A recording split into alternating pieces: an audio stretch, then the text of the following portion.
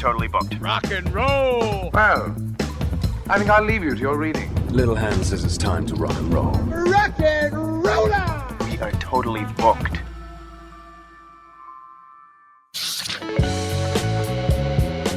Welcome back to Booked on Rock. It's the podcast for those about to read and rock. Online at bookedonrock.com. Every episode there in both audio and video. Exclusive video highlights from episodes, a blog, the latest rock book releases, and check out the all-new Booked on Rock store. Hat, t-shirts, tote bags, sweaters, hoodies, and more. All at bookedonrock.com. Author Rob Janicke is our guest. He's here to discuss his book Slacker, 1991, Teen Spirit Angst, and the generation it created. Rob explores the role of music and culture from the early 90s alternative and grunge movement and the impact it had on the generations that followed. Comprised of history, research, and interviews with musicians, industry execs, writers, sociologists, therapists, and Rob's point of view as a writer, indie record label owner, and fan, this is an intriguing look back at an amazing year and time in rock history. Find Rob's curated Slacker Songs playlist in this episode's show notes. Rob has also included a QR code to the playlist in his book. Great to have you on, Rob. Thank you, Eric. I really appreciate this opportunity. There's a particular mixtape a friend of yours gave to you in 1989 that I think we can thank for this book being written, right? Tell us about that. Yeah, we can. And I thank him for kind of changing my life, actually, with that mixtape. I'm sure you and other great music fans can probably remember a time where, like maybe the light switch went off, right? Something just started to make sense musically. And that cassette changed my life because I was already listening to what I thought was very good music. I still love it to this day. I was listening to heavy metal. I was listening to punk rock, and some rap. I grew up in Brooklyn, so there was a lot of rap in the mid 80s that was happening in New York. But the mixtape, it sounded different. The songs were different. They didn't have the metal sound or the, classic hard rock sound. It was something different about the music coming from this tape.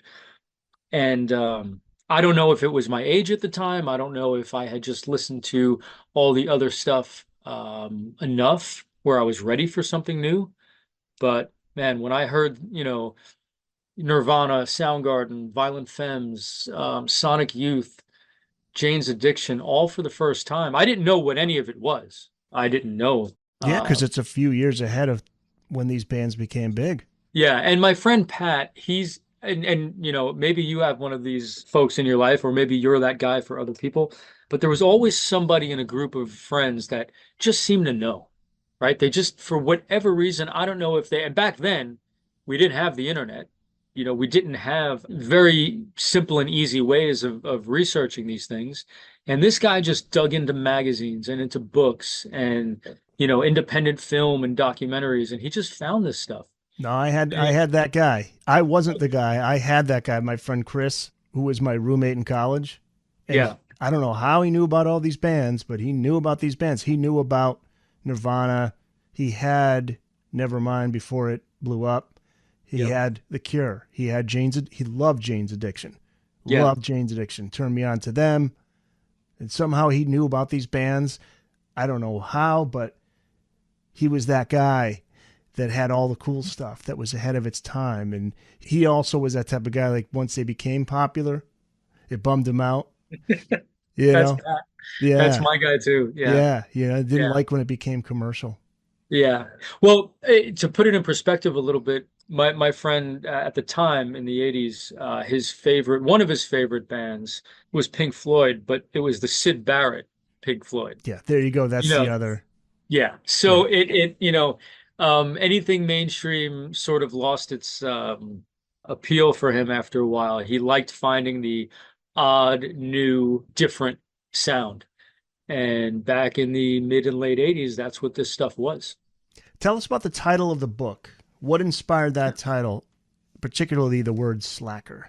So I'm very, I guess people who know me well would call me sarcastic. I kind of like to jab people a little bit here and there. And slacker was a term that in the 90s, I say, Generation X, we were labeled as slackers, losers. I mean, look at Beck, Beck wrote a song called Loser. We had a generation above us that, for whatever reason, didn't think we were going to amount to much. And probably not across the board, but we heard it enough where it was a term, or terms like slacker were something we took to heart. So when I was writing the book, I was writing it, I didn't have a title. I tried a few different ones and I hadn't settled on one for a while. And I don't remember exactly when the name came to me. What I do remember, I wrote down, I had a list and I wrote down a bunch of names that could be titles, not just one word names, but just titles in general that might work. And Slacker just happened to be one of them. And as time went on, I kept looking back at the list and I'm like, you know what? This is a slap in the face to all the people who thought we couldn't do anything. So I did it sarcastically. Like, yeah, here we are. We're slackers. We can't do anything. But look at what this generation did. And even in my little tiny part of the world, I wrote a book about it. So I guess we turned out okay. I think we're almost exactly the same age. I was born in 72. I was born in 73. 73. Yeah. So we're right around that time. But yeah, that's slacker. Yeah. I always think the first time I ever heard that was Back to the Future. You're a slacker, McFly. That's right, right. And that was probably what, 84, 85, something right. around that time. So the term had been around for a while and it was pointed right at us. The Booked on Rock podcast will be back after this. Look, we're going to take a pause for the cause. You're the founder of Generation Riff. Tell us about the blog. Yeah. When did you launch that? So Generation Riff started, in its earliest form, probably in 2015-ish, 2016. I had worked in corporate America after graduating college, but I was always interested in music and writing. It's something I had done for a very, very long time, but on a freelance basis. My very first real blog, I guess, it was a column for a website all the way back in 2003 or 2004 called The Truth Magazine. And I ripped off the title from a Fugazi album and I called it A Steady Diet of Nothing. And I just wrote about music. And so when this idea for a new blog came around, I was recently laid off from a job in the corporate world and I wanted to focus on writing again. And I was very in tune to the 90s, to our Generation X. I listened to a lot of that music often, and I just wanted to write about it. And in my mind, the first thing that when you think about that time, it's guitar music. It's heavy riff guitar music, sort of like what metal or hard rock might be. So really, it's just a combination of two things I was thinking of when I wanted to start writing again about music. I wanted to write about my generation. I wanted to write about, music, and I just combined the two words and it sounded okay to me. So I went with it.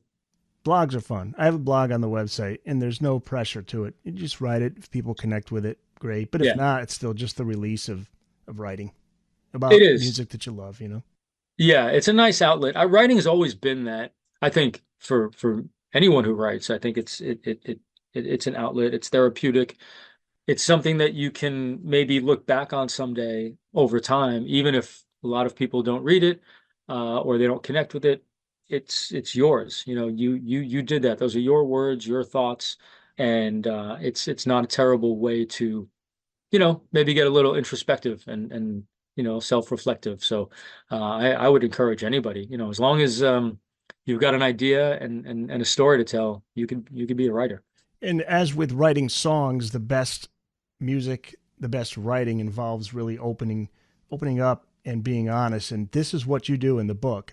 It's very personal. It took me a long time to come to terms with the idea that not everybody connects with music the way you and I do.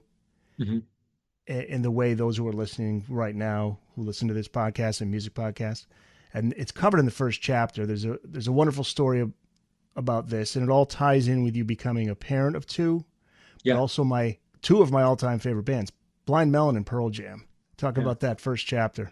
Well, I have to give I have to give a lot of credit to my publisher and the editors, because when I first sent in early drafts of the book, I was hinting towards some vulnerability. I was hinting towards some personal stories, but I wasn't going all out. And they can tell that when they were, they were able to sense that when they were reading what I was sending in. And they were like, we see what you're doing. We know you want to go in a certain direction, but you're stopping short. Go. Just Really? tell. Yeah. You're Yeah, holding yeah, back. yeah. And tell the story. And once I heard that, maybe I just needed some confirmation from somebody else to do it. It opened up my ability to go a little bit further. And that's kind of where that initial story came from. The blind melon part, when I found out that we were going to have our first child, I panicked, like most first parents probably do for many reasons, right? It's a very scary, exciting, but scary time. But I did immediately go to thinking like, wow, okay, now I'm going to be responsible for this person, and I've got my own demons and my own things to deal with that I probably haven't really faced or faced enough for my own satisfaction, let alone somebody else's. So I need to figure this out. I need to get to a place where I'm comfortable being a parent. The Blind Melon story, the song that I refer to in the book, and why I wanted to speak to Nico Hoon, Shannon's daughter in the first place. I wanted to convey that story. I wanted to talk about how, upon hearing I'm going to be a parent, I need to shape up. I need to change. I need to get a little bit better. And it was quick. It was a quick, like, okay, publisher says this is okay. They think I need to go a little bit further. They're probably right. And Blind Melon was the first band that came to mind because I remember, thinking those thoughts when I found out we were going to have a baby. And it's the Blind Melon song, New Life. New Life, yes, yes. And Shannon had obviously, most people who are fans know he had a very difficult and life-altering drug addiction, which I didn't have, but we had two things that were gripping us. Well, let's talk about that a little bit. What that being, as a child, your parents divorced, mm-hmm. and that really hit you hard. And it did. We have that in common too. My parents divorced. Oh, when I was 14, and that was tough. Yeah, that was tough. It's not an easy thing to go through at any age. Every age has its own challenges. You were 14, so I would imagine, you just starting to become a man, a young man. And for that to happen at that point must have been devastating. Had my first ever panic attack at my dad's apartment. Moved out of the house. He's in an apartment, cardboard boxes everywhere, sitting on a lawn chair, right? And you're just like, what is going on? Yeah. And then I said to him, I'm not feeling, something's weird. I feel weird, I think was the word. Yeah. I feel weird. Something's weird. It put doubt in your mind as to whether you wanted to get married, let alone have a child. Oh, absolutely. I mean, I was only 5, and I have a younger sister, 2 years younger, so she was 3. And at that age, I just to fast forward just a bit so it's easy to understand. I have an 11-year-old daughter and an 8-year-old, almost 9-year-old son. And I cannot imagine not being in their lives on a daily basis and seeing them grow and help them. When I was 5, I lost that. I didn't have that ability, as a father figure. My mom did the best she could, but suddenly we went from, a relatively normal working class family to a single parent household with a mother who didn't have an education necessarily, not a college one for sure, and had to go out and get 2 and 3 part-time jobs. And my sister and I were maybe not right then at 5 and 3, left to our own devices, but soon enough, while my mom was out working all the time. So I went from what I was told was a very happy little kid to someone who, by the time I was 9, was not thrilled with being alive anymore. And I expressed that to my mother, to her shock. She was like, "Oh boy, okay, we've got to fix this." And yeah, to your point about not wanting to get married, let alone have kids, it was because I saw nothing but failure, heartbreak, sadness, difficulty. It was tough. It was really, really rough. And on top of it, didn't have a good relationship with my dad after the fact. Like, you can divorce, relationships end. We all know that. They don't always last forever. It's okay. But when children are involved and you don't do right by them, that changes everything, and that's the kind of childhood I experienced with that situation. And so my mom put me in therapy at 9, which is wild to think now. 9, yeah. Booked on Rock podcast. We'll be back after this. There will be an intermission. I mentioned Pearl Jam, so there's a part of the story that has to do with Pearl Jam. That's a great story as well, if you could share. Yeah, the Mike McCready story. Yep, Mike McCready story. So this blew my mind, man. And as you know, because you're a tremendous music fan, music brings people together, right? And so I met somebody who lived in Seattle at the time. This was late 90s, early 2000s, through music. It might have been one of the fan club board, chat rooms or chat rooms. I was on the Cure. Was it AOL or Yahoo? I can't remember. Okay, yeah, it was the Cure message board. The message boards. I was looking for it. I couldn't find it. So a friend lived in Seattle, and over time, we really bonded over music, and Pearl Jam being the biggest for the two of us. As you may know, or it is in the book, Mike McCready has Crohn's and colitis. He has, a very debilitating disease, and he is one of the spokespeople for that foundation nationwide, particularly in Seattle, of course. So every year he puts on this benefit, and you can get tickets to charity, and you can go and meet him, and it's a whole thing. And I was going to go. My friend who lived in Seattle, this was 2005, friend who lived in Seattle said, "Hey, just get a plane ticket and I'll take care of the ticket for the event. And we'll do this." So yeah, definitely. Long story short, I got hurt in between agreeing to that and then the date of the event. And I had to have spine surgery, and I'm pointing to the top of my neck because it was up in the front. It was cervical spine. So I had this surgery, and then I had this big brace on, and it was a whole thing.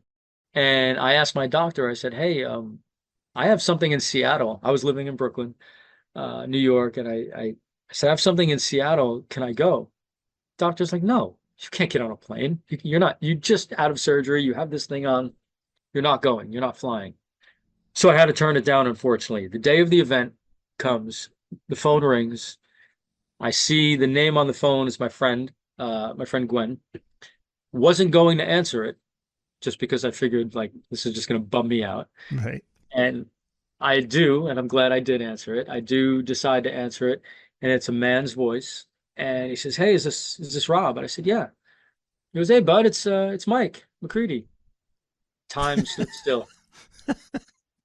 And I didn't know what to do. And this is split second. It's a live phone call. So I was like, "Oh, hey, Mike, what's up, dude?" Like, the first thing that come out of your mouth is just, that's it. It's like, yeah, like, we're lifelong pals. So he goes on to tell me, he's like, "Hey, Gwen told me what happened, that, you had the surgery. And well, first of all, I hope you're okay. And I can't believe you were going to come out here all the way from New York." And we have this conversation, and it lasted about 10 minutes. And this is on a day where he has this massive responsibility for this big charity event. But he took time to call a fan who was going to come out and be a part of it. And we talked about music. We talked about, asked me how many times I'd seen the band live. Back then, I forgot what the number was, but now I'm up to about, I don't know, 32 or 33 times seeing them. He asked me, what my favorite record was, and I think I said Versus. And he said, "Oh, well, then you're really going to like the new record." This was the Avocado record, the self-titled one they were working on. It hadn't come out yet. And he said there's a lot of, harder, fast songs on it.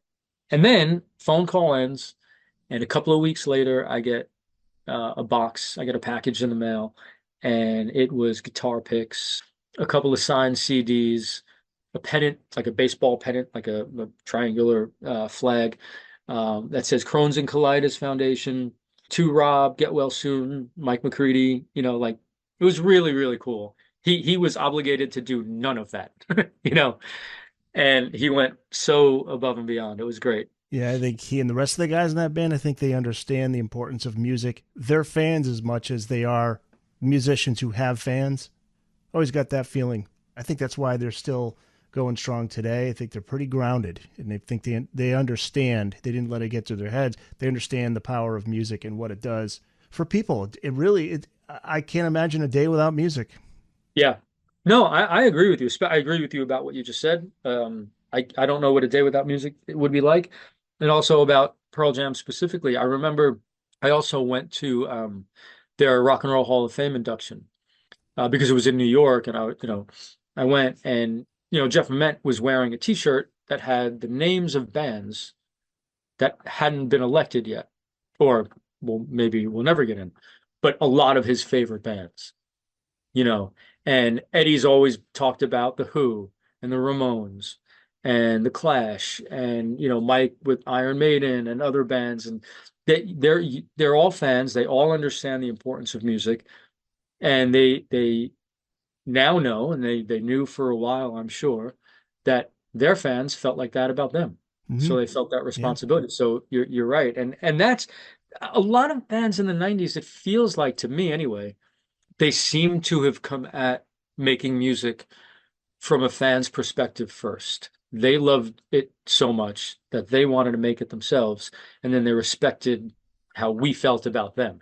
It didn't seem contrived, where coming out of the 80s, not all 80s, but what was popular seemed to be like, is this really for us or for them? Booked on Rock Podcast. We'll be back after this. Your Honor, I'd like to ask for a recess. 1991 was the year. That's the year that everything blew up. That's the year that those who weren't living in Seattle discovered so many of these bands, and the term grunge became popular. But this movement began back as far as 1984. Yeah. This is covered in Chapter 2 and a band called Green River. Who is Green River? So I started it in 84. I could have gone further back. I mean, you can go to the 70s, Iggy Pop, Iggy and the Stooges maybe, or even the 60s garage rock bands for that visceral sound. But I started in 84 because, at least in Seattle, you had these guys and girls that were making this music underground, heavy, dirty, not really commercial, nothing like what was happening on radio at the time. So I felt like Green River, I had to start with them because Green River, the guys in Green River are like almost ground zero for the popular grunge movement, because they became Mudhoney and Mother Love Bone, and then Mother Love Bone became Temple of the Dog and Pearl Jam, and the players, the pieces, if you will, that were in Green River really became the launching off point, I think, for the popular grunge bands, at least early. And Jeff and Stone, from Pearl Jam, were in Green River, and they then went on to form Mother Love Bone and the Pearl Jam, like I said. So I felt like it was the right place to start. And it was early enough, because Soundgarden started in 84 also, but it was an early enough starting point, and I was hoping to convey this, where nothing about grunge was an overnight success. Nirvana in 91, yes, seemed to come out of nowhere, but the seeds were planted long, long before, and I wanted people who maybe were casual fans of the era or new fans, like maybe young kids now, to read about some of the bands that didn't get the notoriety that some of the big bands got. Like, you and I know Green River, right? But I don't know how many current 18-year-olds know who they are. No, it's interesting to see the latter half of the 90s, where these bands were manufactured by labels, whereas these bands were organic. They were real. They formed out of just a simple love of music, whether it was growing up on Sabbath or early Aerosmith or garage rock or whatever it may be, and it became something all on its own. Soundgarden was always surprising. When I heard that they go as far back as 1984, it's like, wow, that's really going back, because they, that's what, good 6-7 years before we start to see them on MTV. So these bands were, I would say, they were probably settled with that reality that maybe we'll just keep doing this and just get by and somehow figure out a way to get 3 meals a day and, pay the rent if we can. And then all of a sudden, because of Nirvana, that just blew the door open. Pearl Jam, actually, timeline-wise, was Pearl Jam, Nirvana blew up in September of 91, and then Pearl Jam was what, by January of 92, did they? Because I remember seeing the Alive video on MTV in my dorm. Mm-hmm. And I just don't remember if I saw that before. I think "Smells Like Teen Spirit" was a hit before that. Yeah, if I and I'd have to look back, but the Pearl Jam 10 came out first. 10 was released before Nevermind, but only about within a month. But Nevermind hit first. 10 didn't make a lot of noise until Nevermind hit. But I think the video for Alive may have coincided with the video for Smells Like Teen Spirit, kind of right around the same time. So I don't think it's that far-fetched. I don't you could have seen it. I don't know before. I don't remember the dates of the video shoots, but it was around the same time, I believe. And Nirvana kicking that door open, it did start not right away, but eventually it did because of it. Everybody then started looking back and seeing who was in that scene first, how all these musicians kind of like melded together. They all knew each other for the most part. They all played with each other in various bands or played on the same bills at shows. So once Nirvana became, the cultural phenomenon it did, everybody else then, started to get lifted up. Well, this is a question I'm real interested in because I don't know how many people I've spoken to on the show. They're almost exactly the same age as me. We were old enough to be fans of bands in the 80s, and then all of a sudden this new wave of music comes in the 90s. What I mean is it took me a little while to embrace these bands because I was still into the bands that I followed in the 80s. I was still into Def Leppard. I was still still am to this day. Van Halen is an exception to the rule, but I was still wondering what Cinderella is going to do next. Right. I mean, I was still into that. Like Warrant had an album out in 91, and I'm trying to remember the name of it, but it had a song called Bitter Pill, and it was on the radio. These bands were still getting on the radio. Mr. Big, To Be With You was a hit. So I really wasn't ready to embrace it. My roommate, as I told you, had all that stuff, and I was kind of like, he used to make fun of Van Halen and David Lee Roth, but then you couldn't stay away from it. And then I remember one of the floor mates in my dorm had 10, and I said, you know what? Let's just do it. So I got the CD 10, right? In fact, it took me a long time to get Nevermind, to be honest. I got Pearl Jam's 10 first, and I became a Pearl Jam fan really first before Nirvana. Okay. Yeah. But yeah, once I grabbed onto it, then I was in. But I was still a fan of the bands of the 80s. So what was your process going in your head? Were you ready to just forgo all the bands that you liked in the 80s that may have been passé? Were you just still kind of following both? Were you into Winger and Nirvana? Well, it's very funny. Like we did have similar paths because I was it prior to the tape we talked about in the beginning of the podcast, the mixtape that I got. Before that, I was listening to, like I mentioned, some metal, not some metal, hard rock, all the way back to 60s, Beatles and Stones and The Who and all that. Well, you grew up on classic rock radio like I did, probably. Right? Absolutely. Yeah. And had older cousins and people in my life who would, turn me on to like The Doors and, obviously Zeppelin and all the classics. David Bowie was a big one for me, but Bowie didn't fit into a category. He was just, every album was different. Yep. But I did, Space Oddity was one of the first songs I remember really falling in love with, and it was in the early 80s that I found it. But Ozzy Osbourne, like I loved Sabbath, but Ozzy solo, I had, the records on vinyl up until probably Bark at the Moon. It was probably the last one because he had, Blizzard of Oz and Diary of a Madman, No More Tears was big in 91. Yeah, No More Tears. But by then, the change had already happened. But leading up to it, I mean, one of my favorite albums of all time was Pyromania. High and Dry, On Through the Night. I had all of that stuff. I had it on vinyl. I had it on cassette. So I did still like that. Then I was hearing some early rap, Public Enemy, Beastie Boys, Run DMC, LL Cool J, things like that. Where again, being in Brooklyn, it helped. Wu-Tang. Wu-Tang. They were a little later, a little bit later. Yeah, I was able to appreciate them because of some of that early rap that I had heard. Then the mixtape happens in the late 80s, and I did not throw away the earlier stuff. I just was more excited about the new stuff I was hearing, but Motley Crue. Motley Crue was a big one for me too. Hmm. Shout Out the Devil was one of my favorite albums. Kiss. Kiss, I never, no, Kiss, I Oh, you never know got what? into. I know this because I heard you on a abandoned albums with Yeah, I never got with into Keith. Kiss. Yeah, yeah. You guys, I think both were saying you're not a Yeah, the thing Kiss about fan. Kiss, I was never like a horror movie fan necessarily or a comic book guy. So the look actually, I know the look brought in most kids our age. The look actually turned me off. It looked silly to me. So Yeah, I never took it seriously. But I did appreciate, I understood why everybody liked them. But you mentioned another one that I loved, Van Halen, still do. How do you not? Rush, like I still like a lot of that music.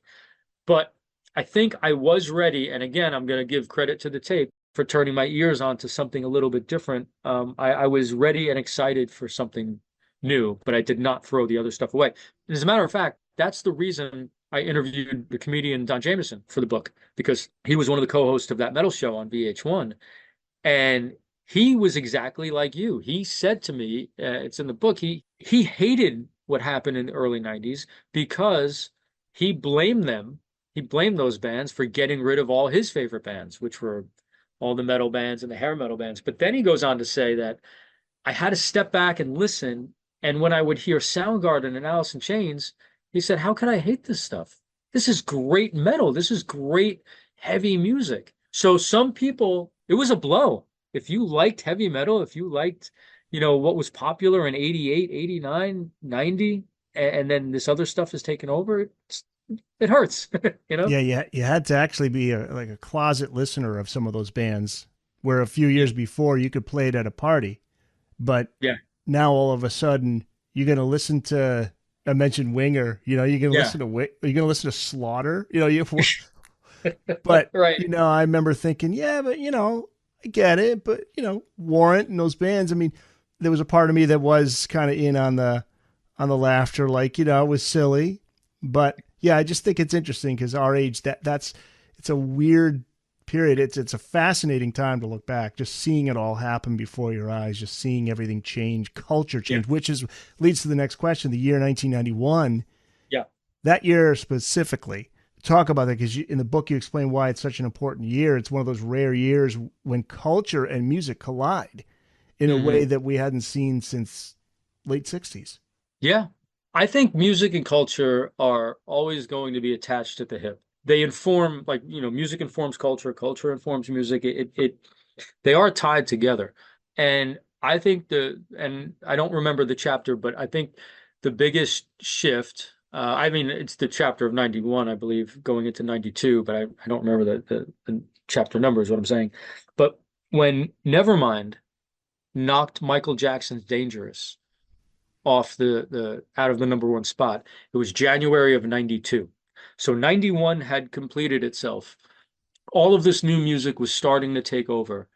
And the cultural significance of seeing Michael Jackson, who was in our lifetime, in our childhood, in our formative years, the biggest star on the planet. I mean, absolutely. And it was not even if someone said to you back in 1983, 84, 85, whatever, that, Michael Jackson is going to get kicked to the curb by a couple of greasy-haired punk rock guys from Seattle someday, you would have been laughed out of that conversation. And that's exactly what happened. And it was a sign of the times too. Like, the 80s was something out of indulgence and prosperity. There was a lot happening with the stock market, and the Reagan Thatcher thing was very prevalent. The political climate was all for these older people that we were growing up being controlled by. And it didn't resonate with us. And then the music was all happy and poppy and flowers and sunshine. That didn't resonate with us. So I think it was a perfect storm of many things that allowed this music to take over. And 91 really was 91, 92. We say 91 because that's when, 10 came out. Nevermind. Soundgarden's Bad Motorfinger, Blood Sugar Sex Magic from Chili Peppers, the Black Album from Metallica. So many of these records came out in 91, but it was late for the most part, late in the year. Late 91. Yeah. Yeah. By 92, though, everything had really, really, really exploded. And 91 was just the year everyone referenced because that's when it all, really did come out. Man, you're bringing, I'm just seeing it all in my mind now. It's taking me back to that was sophomore year. I went to Southern Connecticut State University in New Haven. And by the time we came back from Christmas break, it was like all of music and culture was grunge and rap. Yeah. Right. Yeah. It was like we went back to school in September of 91 and we're still kind of sort of still in the 80s and then within 6 months Yeah. it's all great. And I was watching, there's a new special on Peacock, 50 years of SNL music. Okay. And there's that clip of Nirvana when they were on and Charles Barkley was the host. Right. Right. And so they have some rare footage, and the footage is of the three guys, Chris Novoselic, Dave Grohl, and then Kurt Cobain. And they're just waiting, and you can hear the people in the background saying 3, 2, 1. And then it's that promotion that they would do during the week. Hey, this is Charles Barkley. I'm going to be the host of Saturday Night Live.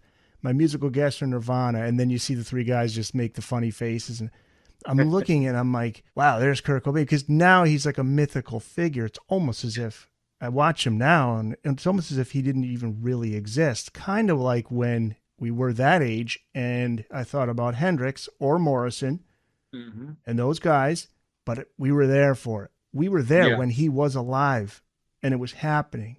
And people were talking about him, good and bad. And it's hard now to wrap my head around that because it all just, that news came down in April of 93. 94, that Kurt Cobain committed suicide. It's like, I remember where I was when that happened. Yeah. That's when everything changed. Yeah, no, you're not wrong. And that was and you brought up a great point in the book. That's when everything changed in the sense that the labels were looking at somebody to replace that. What's the word you use to describe them?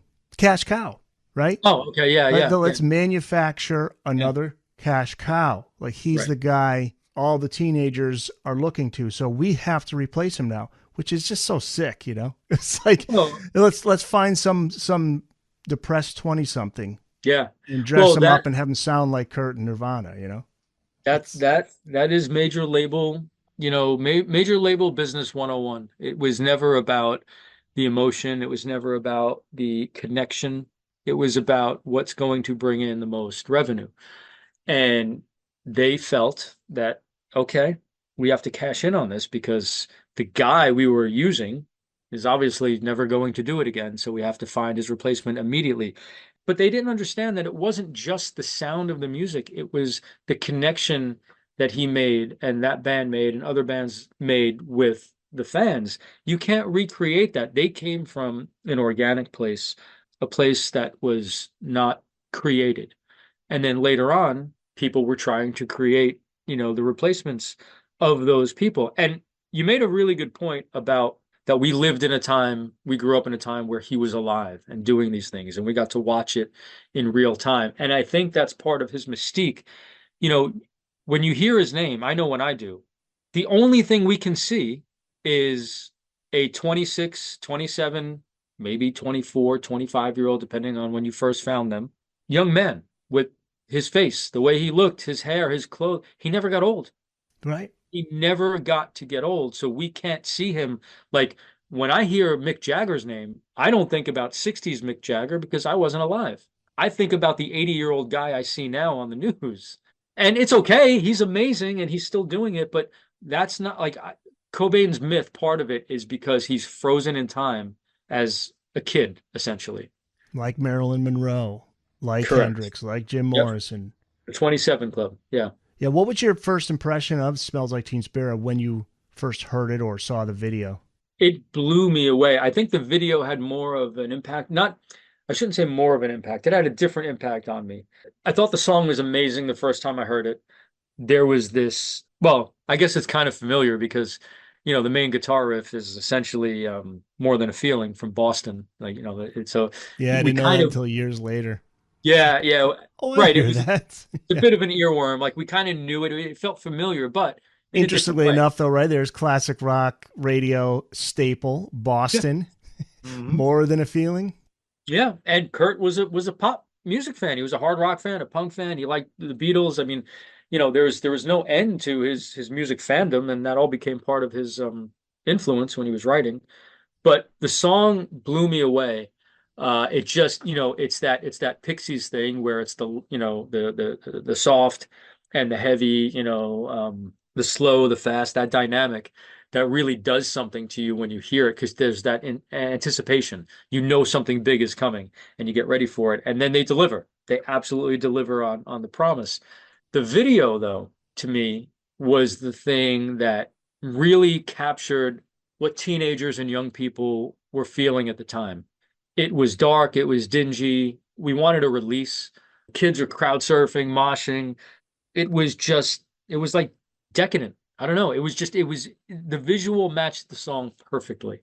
It's probably the most iconic video. Maybe that and Thriller, Michael Jackson's Thriller. Those two videos might be the two most iconic videos of my lifetime, or in all of our culture from our generation. The beginning of the song, it starts heavy. Well, it starts off with the riff, but then it gets Yeah. heavy. But I remember the part that really pulled me in first. Looking back, that's why it works so well on the radio is, and this is why Kurt was so great. When you get into that the bass line, bow Yeah. down, doom doom doom, bow down with the guitar. Yeah. But I didn't think it was gonna blow up like it did. Which I asked you the question is, why do you think Nirvana? Why did Nirvana have the most impact than other bands? Well, not to diminish them, but timing played a huge role because they were signed to Geffen and there was a little bit of buzz with them. Not a ton because all they did is I think Geffen pressed about 60,000 CDs, like the first batch of CDs it was only 60,000 of them. But they thought that, okay, here's this new band. They have a little buzz out of Seattle. We're gonna market them. There's new money behind them with Geffen, and we're gonna try and make this work. So that had something to do with it, the timing as well, both in terms of when they released their record and what was happening again culturally, like we were talking before, kids just ready for something different. But my next answer, I think, is, and I don't know if I don't know if I'm going to be able to explain it the way it sounds in my head, but Kurt was one of those figures that everything just seemed right.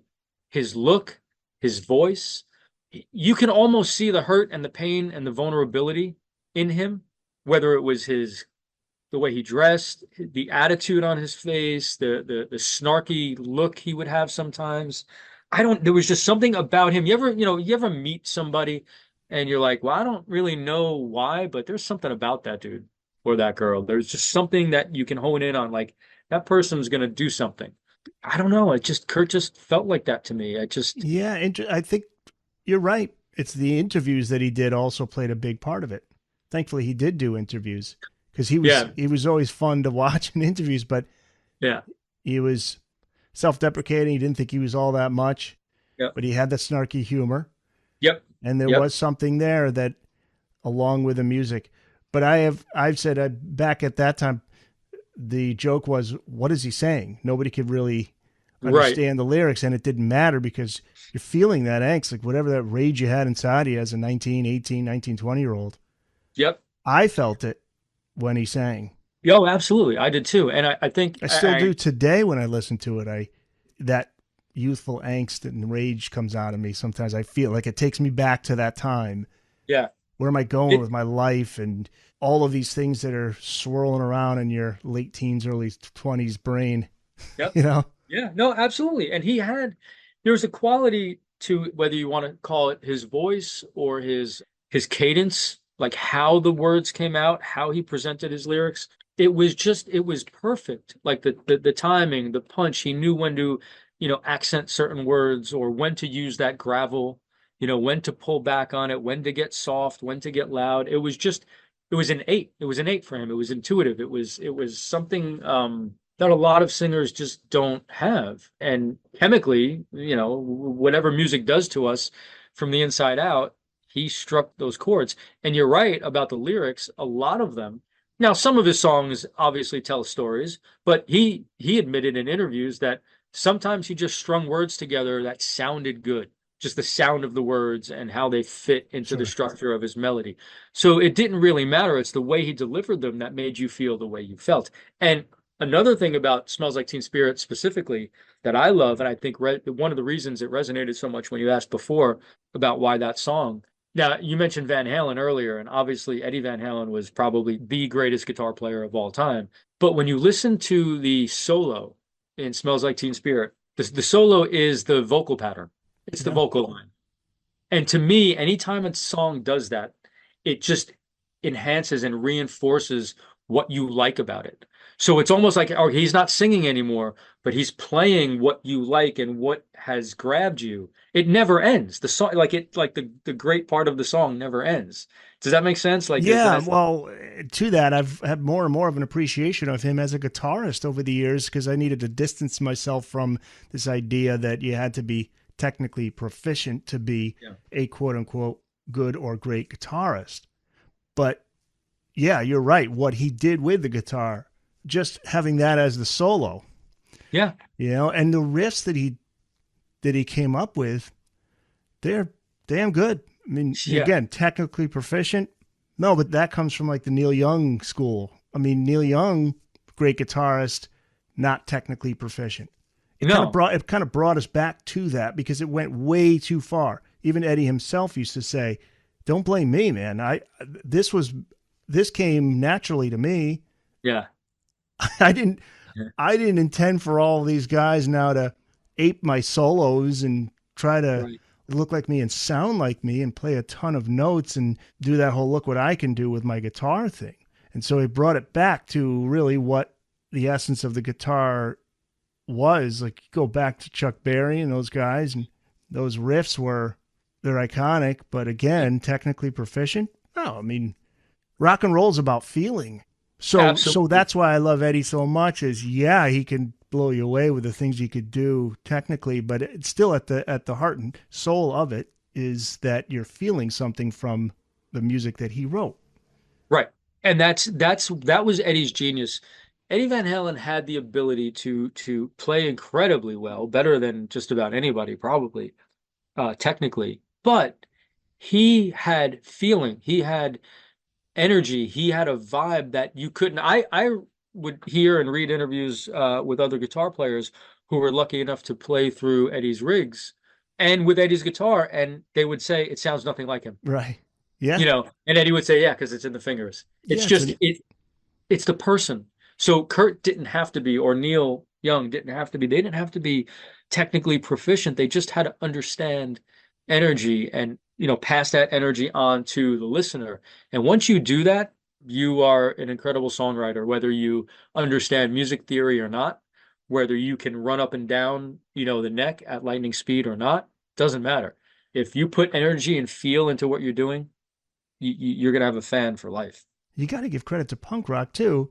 Punk rock, Kurt was talking about this in an interview that's on YouTube, where punk rock gave him the confidence to actually try becoming a musician, because that he realized that anybody can really play the guitar. It's how you play it. Yeah. So that was huge. That was the punk rock attitude. The Booked on Rock podcast will be back after this. Right, that's it. I'm gonna be right outside those doors. The next time I have to come in here, I'm cracking skulls. The track that you picked from Nevermind I thought was interesting. It's not any of the songs that were hits. Yeah. It's Lounge Act, which is a great song. Why that particular song? So Lounge Act to me was always, and it's one of the songs that we were just talking about it. So it's not the song, but my answer. It's energy. It's a feel. There's nothing special about that song technically. It's kind of a straightforward, run of the mill hard rock / punk rock song, however you want to describe it. But if you listen closely, there's tension starting from the beginning, and it slowly starts to build. By the time you get to that last verse where he's screaming essentially the same exact lyrics he did in the previous verse with the same vocal pattern and melody, but there's such an angst to it, and there's such a release from the slow climb, the slow, steady climb of that tension, he finally pays it off in that last verse. And the first time I heard it, I was like, oh my God, how do you take such a simple song, I don't want to call it a throwaway song, but such a, good, simple song, and put that much feeling into it just by increasing the tension a little bit. That's how when I first heard it, that was my take. It was like, this is what this band is about. This Yeah. band understands how to deliver energy more than what I'm used to hearing. I And I think think, that hopefully helps for those who may not understand why Kurt is so respected. I think that may help to understand, because his songwriting, he's telling a story, sonically telling a story, not necessarily maybe through the lyrics. Yeah, but he's the push and pull, the tension, Mhm. what's coming next.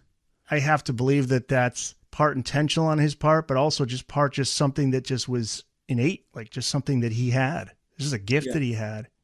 Yeah, I absolutely agree with that. I think there was some intention, but I think the intention comes from the fact that he knew that that was good music. Right. All of the years of him listening to the Beatles, and then the punk rock stuff he listened to, hearing the catchiness, knowing you can make something heavy and aggressive but still make it catchy, knowing when, if he would have in Lounge Act, if he would have sang the entire song the way he sings that third verse, it wouldn't have been good.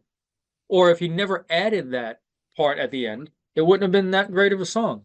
He did it once. He only, you know what I mean? Like, he Yeah. gives you the one payoff, and that's enough for the song. So he knew when in a song, or even maybe like I said in the solo of Teen Spirit, like instrumentally, he knew whether his voice or the instrument, he knew when to give you, your money's worth. I don't know if we credit him or Butch Vig, the producer, but the other thing is the harmonies, like on a plane. Yeah. And I love that it ends where they just isolate that. Ooh, Yeah, it's great. ooh. That's perfect. Yeah. And I don't know whose idea that was, but I think, and I could be wrong, but I do remember in research and just knowing stuff from just being a fan and reading and watching, Kurt wasn't all that crazy about the idea of those kinds of, like, he liked harmony because, like I said, he likes the Beatles, he likes pop. I think I know this story. Yeah, but he also wasn't crazy about the idea of doubling his vocals. And Butch is the one, according to Butch, that got him to do it because he told him that John Lennon did it. And Yes, when, that's the deal breaker there. I mean, if you're a musician and you find out John Lennon liked something and did something, and you're in that same vein somewhere in that world, you're gonna do it. That's what makes a great producer, right? Yeah. How do we get this guy to do it? Okay, he loves John Lennon. Let's go with that. It worked. Yeah. Yeah. And as stubborn as Cobain seems like he could have been at times, and as snarky as we were saying before, when Butch told that story, it didn't seem like he gave him much of a pushback. It's like, okay, Lennon did it. I'm in. Booked on Rock Podcast. We'll be back after this. During our brief intermission, let's take a flying trip from the land of fantasy to everyday life. It's good to see this music's lasting effect is evident in some of the younger people now, because in the book you do talk about this Instagram account, Grunge Bible. Is it Chris Solona? I've always pronounced it with a C, like Cell. Yeah. And let's see, he's got a friend, Ethan Shalloway, too. They both run this. Olivia Rodrigo, who, by the way, is really, she's good, man. I like her. I love her. She was a follower at one time. Yeah. What is Grunge Bible? Grunge Bible is, wow. Grunge Bible is necessary. I'll start off by saying that. And I love that it's from guys that age and not guys our age, because they discovered the music. And I talked to Chris about this for the book. They discovered it mainly because they liked it sonically. They liked what they heard. But when they started reading comments that people were leaving on YouTube videos or whatnot, and they saw that songs from that era, and I think Chris was talking about Release from Pearl Jam, when they would see what these songs meant to people as they were leaving these comments, and people would talk about real personal things, it made them dive in so deep to the entire era and all the other bands and start reading lyrics, start reading about the lives, the childhoods, the upbringings of the musicians, and they got it. They understood. They felt, even though they weren't there, these are 20-something-year-old kids, they were not there when this happened. They were not alive. Chris was born, I think, 2 years after Cobain died. I think he was born in 96, he said. But they got it for the same reasons we got it when we heard it live. And for them to have figured that out on their own, I think Grunge Bible is serving a huge service to the era, to the musicians, but for all the right reasons. It's the connection to the music that I guess they haven't found within their own generation. I'm a follower now. It's up to how many followers? Oh man, I think they're approaching 1 million. I don't know I think it was over 800 something thousand when the book was printed. It's probably higher than that now, I guess. I don't know, but it's up there. It's really, really high. I think it's by far the number one grunge related account on Instagram that doesn't belong to a band. I'm glad you mentioned when it was printed. When it's out in June? So it's out, yeah. So global distribution is June 3rd. So it's up on Amazon, Barnes and Noble, Walmart, all the places you can order online for global distribution to ship on June 3rd. But you can get an early edition, an early release copy now through my website. Those are all signed and dedicated to the person who buys it. Once it's going from Amazon, I have no control over that. But it'll always be up on my website, so people can get it there too. Yeah, we'll get to that. Just a few more questions for you, and then we'll go over the details on that. But by the way, there's my signed copy right there. Ah, there you go. My chicken scratch. Yeah. Nice. So as we move out of 1991, we see grunge blowing up, Pearl Jam's Versus, the follow-up to their debut 10, huge record setting. It sold 950,378 copies exactly in week one alone, nearly 1 million in 1 week. That kind of attention was getting to be too much for Eddie Vedder and Kurt Cobain. You say that both bands intentionally changed the production on their second album from Nirvana. It was In Utero. These albums were out in 93, and as we know, Kurt wouldn't live to see beyond the year 1994. His suicide, April 8th, 1994. Was the enormity of his fame too much for Kurt, or is that too simple of a way to put an answer as to why? I don't think it's too simple. I think the answer is yes, it was too much for him, but there's a lot of factors that equal why it was too much. But yeah, the overriding factor is it was. He look, I can't speak from a drug addict's point of view because luckily I've never gone down that road. I don't know what it can do to your state of mind, especially when you're already feeling a ton of pressure and a ton of anxiety and a ton of sadness or unhappiness, and then you throw drugs on top of it. But everything you read about him and heard about him, parts of him wanted the fame. Like there was always this dichotomy with him and what he claimed he didn't like and what he wanted. Those close to him said, yeah, he wanted to be a rock star. He wanted his band to be big. I don't know why you wouldn't. If you're playing music, you want people to hear, as many people to hear it as possible. But being in your earlier mid-20s and you cannot leave your house anymore, you can't go outside by yourself, you can't walk into a store, you can't do anything without throngs of people throwing themselves at you. I can't imagine what that does to your psyche. To be famous when it's beneficial to you, that'd be nice, but you don't pick and choose. No. So and you're feeling like you're in a shitty mood and somebody's coming up to you and they want something from you. Yeah. A complete stranger. Or on the reverse, he had a lot of people that hated him, just simply jealous, pissed off that he destroyed all the bands that this dude loved. Yeah. And they're blaming him. As if he had anything to do with, the millions of people buying the record. He didn't know. It's just screwed with his head, I'm sure. Yeah. I mean, how can it not? Look, you and I are in our early 50s and we come from similar backgrounds. Like we've gone through a lot of things, but I'd like to think we're smarter and wiser and more put together now than we were in our 20s. Well, we didn't face anything like that insane amount of attention. So just try to get through your 20s and your childhood by itself is tough. And then you add on this level of fame that is, they were prisoners. Didn't have time. It didn't slowly develop. No. Literally overnight. Yeah. Yeah, absolutely. Yeah. Their rise was, even though they were a band for a long time, they went from obscure to world famous seemingly overnight. I remember you mentioned Versus. I remember an interview, I think it was on MTV, I think, that Jeff Ament Pearl Jam did talking about the album. And they asked him, what do you think of the reception to Versus so far? And it was just as the album was released. And I remember him struggling with the answer. And he finally said, almost 1 million people listening to your songs in 1 week. He's like, I don't even know. I can't tell you what that is. I don't know. I can't wrap my head around 1 million people listening to the songs we just played and put on tape and put out there. Like, and you saw it in his face. You saw he was distraught. He was like, what does this even mean? You know, Yeah. you can't even count to 1 million. How long would it take to count to 1 million? Like, Yeah. it's just a giant number. Prior to that, they'd be playing gigs and they could count the people in the room and probably would remember them each time they played because they came back and would see him again. Now, Yeah. 1 million people. Yeah.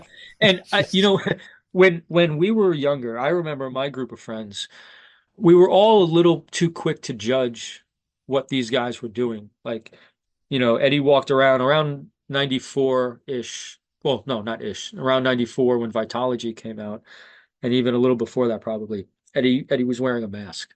You saw pictures of him walking around wearing a mask, like a clown mask, which is odd, obviously. And his behavior was weird, and he was drinking a lot. And I remember years later he was talking about it, and he's like, I didn't know what I was doing because I was just trying to get the hell away. I was trying to escape. We weren't prepared for this, and young people do strange things when they're facing something that they don't know how to handle. That's human nature. I would think that both Kurt and Eddie Vedder were and are introverts. Yeah, you would I think mean- so. I mean, It seems that way. I'm an introvert and I go to movies every weekend. And I don't know if this may sound strange to those who are introverts, it won't. I go to movies by myself and I love it. Yeah. I mean, because I could just shut out the world and I'm just there by myself, lights out. And I wonder what that would be like where suddenly one day I can't do that anymore because I walk into the movie theater and all of a sudden all these people are staring at me, coming up to me, asking for an autograph, Yeah. spitting in my face because they hate me, and then another person loving me and they have no idea who I am. So it's all just rock star adulation. I love you. Yeah, right. You don't know who I am. You don't, yeah, yeah. And having that disappear and not being able to do that. So then now it's like, okay, I guess I'll just have to stay inside all the time. Yeah. And there's a part of me, I guess, like everybody, you want a little bit of adulation, or you want people to recognize you. You want people to say, hey, man, I love your work. But again, you can't turn that on and off. You can't shift gears and decide, you know what, today I don't feel like being famous. Yeah. I just kind of want to just, I don't want anybody to know. It doesn't work that way. So because a lot of people say, oh, well, woe is me. They're famous. They're rich and famous. Give me a break, Yeah. But I know. with everything in life, it's just it's like everything just ends up balancing itself out, like pluses and minuses, Then they have to realize this ain't going away. So I'm gonna have to embrace this. And again, going back to Pearl Jam, credit to them, they're grounded. But Eddie Vedder particularly had to embrace it and deal with it. Yeah. He did. Yeah, no, he did, and he came out the other side, and he has two daughters, and seems like his life is in relatively good order, and that's great because a lot of people with that kind of fame, they don't lead normal lives or seemingly normal lives, and some of them don't even make it. I mean, he just turned 60, I believe, Mhm. and some people don't make it that far in that world. It's unfair, and it's a shame that when someone wants to give something to the world, whether it's music, art, writing, you name it, just be vulnerable, give something. If that's your purpose and you want to give something to the world by releasing it, it's a shame that there has to be ridicule that comes with it. And I don't mean critiquing. Critiquing is great, right? People can say, hey, I like what you did, but I didn't like this part, or it's not really for me, but I see where you're coming from. Great job. Like, it's never that. We live in this black and white world where, like you said, I love you or I hate you. Right. And that shouldn't be the case. And for people to even, the times we live in now with the internet being what it is and technology being what it is, we can all put stuff out whenever we want. But the world it's very cluttered, and people have to, they're not going to find us necessarily the way the world found Nirvana at the same time. We don't live in a monoculture anymore. There's lots of things happening all at once. But when something does break through, I don't know. Were we doing all of this so that can happen? Were we trying to become the most famous people in the world? I don't think so. And even if we were, how could we possibly process how to handle that Right. before it happens? You can't. And that's what these guys had to go through. It reminds me, this part of the conversation reminds me of the song by Tool, Hooker with a Penis. Oh, yes. Yeah. What a Great title. song. Great. Yeah, great. Especially when your kids are in the car and the thing Right. But there's a line that Maynard has in it. All you know about me is what I sold you. His point is exactly what we're talking about right now. Like, we don't know these people. Right. In your example, the people coming up to you, they wouldn't know you. They know what you gave them. They know what you told them. It doesn't mean they know you. And fans, admirers, haters, all together, they don't care about that. It's more of their self-gratification that they want to approach you and say something to you than how that might make you feel. They don't care about that. There's a great scene in the movie. It's the movie with De Niro and Jerry Lewis. De Niro plays this psycho fan of Jerry Lewis, who's he's like a Johnny Carson type guy. He has a late night show. Mm-hmm. But there's a scene in there. It's brilliant. Jerry Lewis is crossing the street and he's in the city, and this old woman stops him. Morris, you will not believe who's coming down the hill. Jerry Langford, right? Right. Oh, Morris, please hold on. Jerry, would you please sign my sign my magazine for me? Yeah. You're just wonderful. I've watched you your entire career. You're a joy to the world. Please, Morris, would you just please say something to my nephew Morris on the phone? He's in the hospital. I'm sorry, I'm late. You should only get cancer. I hope you get cancer. It's that quick that somebody can turn like that, Yeah. Famous people to non-famous people. Famous people aren't people. Right? They're these things that are there for our entertainment. And if we happen to run into them, they have to entertain us, and it's not like that. It's tough. And these guys went through it big time back then. Yeah. And it was so quick, insanely quick. So let's wrap it up again. Let's talk about where people can get that autograph copy. You have a website? Yes. So the website is simply my name. It's robjanicke.com. That will always remain open for the book. If you want a signed copy delivered now, you can go there. And that's in the US only. It doesn't ship internationally. The Amazons and Barnes and Nobles of the world online, June 3rd, that's when you can get it anywhere in the world, and they will not be signed, but more people can get it that way. So that was fun for us to find out. That wasn't supposed to happen until the end of the year. And we found out that it's going to happen relatively quickly. Like, the pre-order is now. So you can do that now if you're anywhere in the world, and you'll get it starting June 3rd. Well, congratulations on the book.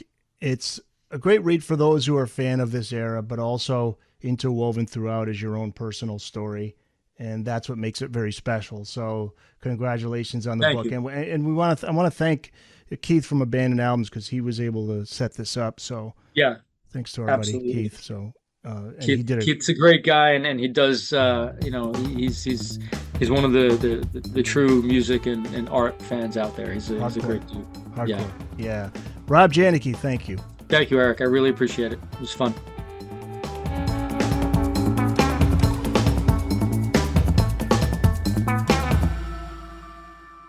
That's it. It's in the books.